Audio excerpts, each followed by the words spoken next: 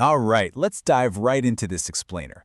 We are looking at a truly massive piece of historical detective work today, Czesław Miłewski's 25-year study on the noble families of 19th century Lithuania, focusing specifically on the geographic and social mobility within the Święcicki and Troki districts. Now, if you've ever wondered how historians reconstruct not just a static family tree, but a living, breathing, moving map of a past society, you are absolutely in for a treat. This isn't just about names and dates, it's about connecting real people to the very soil they lived on. To unpack all of this, we're going to cover 5 main areas: a monumental work, proving noble status, the archival paper trail, mapping estates, and finally, a demographic mosaic. So let's kick things off with Section 1, a monumental historical work. You know, the book's editor, Tadeusz Epstein, brings up this really fascinating concept he calls the creative imperative. It's basically that burning, almost obsessive desire every historian has to check just one more archive or find just one more manuscript to fill in a blank space. He points out that this passion can actually be kind of destructive simply because it makes finishing the project incredibly difficult. You're always left wondering if the very next ledger holds the missing key. So, the fact that Miłewski was able to finally draw a line in the sand and publish this meticulously cross-referenced data after a quarter of a century is an absolute triumph of discipline. Moving right along to Section 2, proving noble status. So you might be wondering, why was there suddenly this massive mountain of documentation in the first place? Well, it all comes down to geopolitics. Following the second and third partitions of the Polish-Lithuanian Commonwealth in 1793 and 1795, the Russian Empire took control of the region. And, as you might guess, with the Russian Empire came some seriously strict administrative requirements. They didn't just take your word for it if you walked up and claimed to be a noble. By 1795, they had established the Vilnius Gubernale Chancellery of the Nobility Deputations to oversee and tightly regulate the local populations.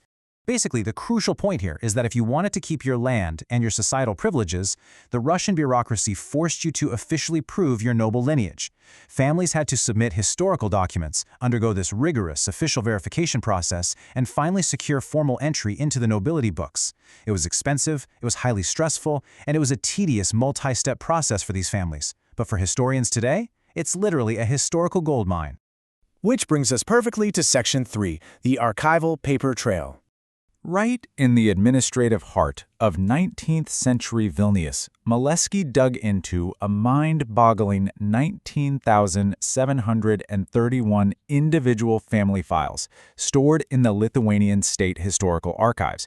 These were the actual files generated by that stressful verification process we just talked about. I mean, can you even imagine sifting through nearly 20,000 handwritten dossiers detailing centuries of family claims, land deeds, and personal histories?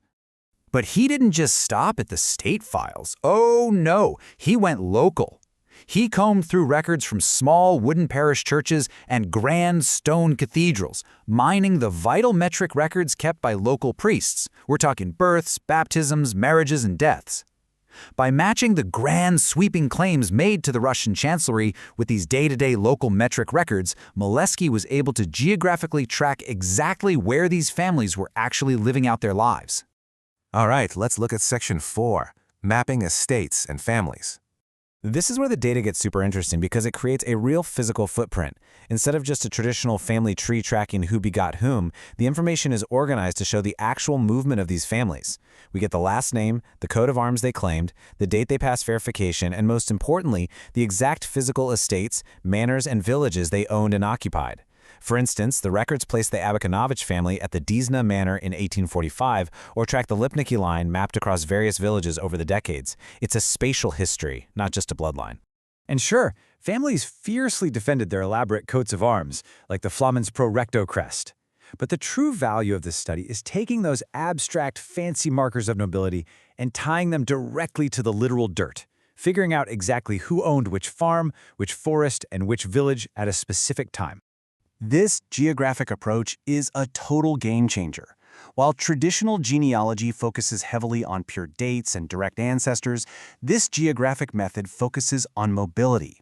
It shows us changing land ownership. It reveals shifting wealth. It tells us not just that a family existed, but how they moved through the world, how they expanded, or, honestly, how they lost their grip on their ancestral lands. Take this staggering number, for example. 12,340.